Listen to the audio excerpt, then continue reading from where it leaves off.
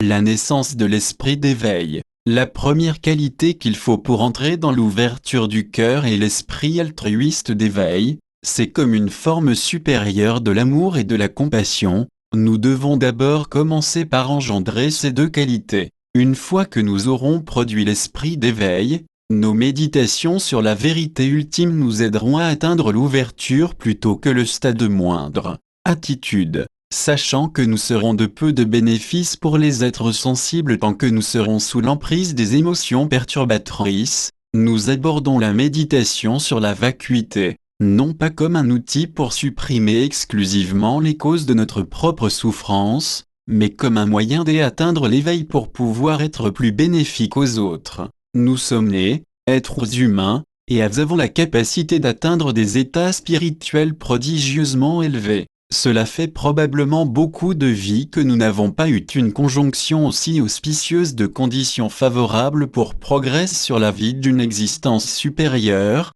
de la libération et de l'illumination. Même si nous ne pouvons nous engager dans des pratiques intensives de méditation, nous devons au moins essayer d'accumuler quelques instincts positifs en vue de développements ultérieurs le long de la grande voie. En lisant parfois et en essayant d'incorporer les enseignements dans nos activités quotidiennes. Nous vivons des temps où les traditions spirituelles du monde ont considérablement dégénéré. Il est très important, en de telles époques, que les pratiquants eux-mêmes fassent des efforts particulièrement soutenus pour atteindre leur réalisation. Permettre aux lignées de transmission de disparaître, ce serait laisser le monde plonger dans l'obscurité. Plutôt que de gâcher nos vies à des actions futiles, peut-être devrions nous unir notre courant de conscience avec des enseignements et la pratique. Faire ainsi nous profitera en tant qu'individu et profitera au monde en renforçant sa base spirituelle. Chacun de nous doit pouvoir sentir une certaine fierté à l'idée de pouvoir lui-même atteindre la perfection,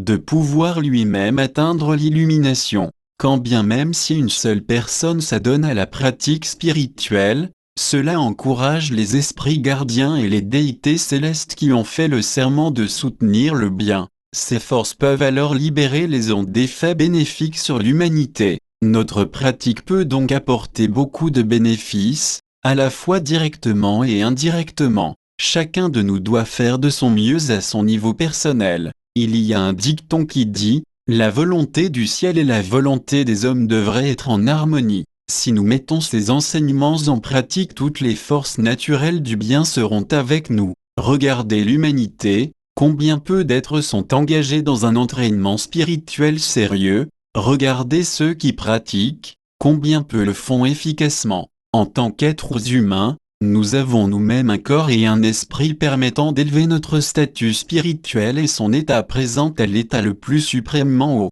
Pourquoi laisser passer l'occasion ? Une fois que la mort nous l'aura retirée, elle ne se représentera probablement pas avant des milliers, voire des millions de vies.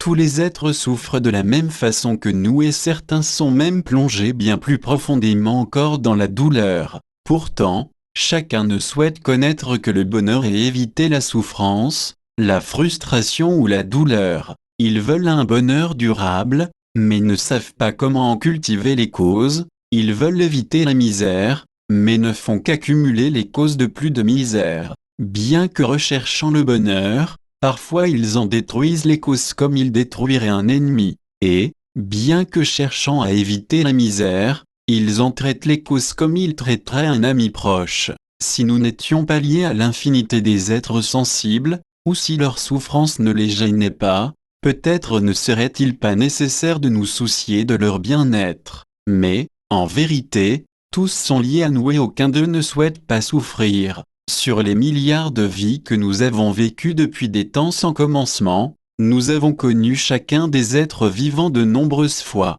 Ils ont été tantôt nos parents, nos amis, nos époux ou nos ennemis. Comment pouvons-nous leur être indifférents ? Bien que le but de l'esprit d'éveil soit d'atteindre l'illumination pour pouvoir guider les êtres hors de la souffrance, cela ne veut pas dire que l'on se manifestera nécessairement sous la forme d'un maître dans le sens formel du terme. Parfois, ils apparaissent sous la forme de quelqu'un qui nous dit quelques mots aptes à résoudre une difficulté à laquelle nous sommes confrontés, parfois sous la forme d'un livre si nous avons besoin d'informations, et même parfois sous la forme d'un pont à quelqu'un en proie à la détresse.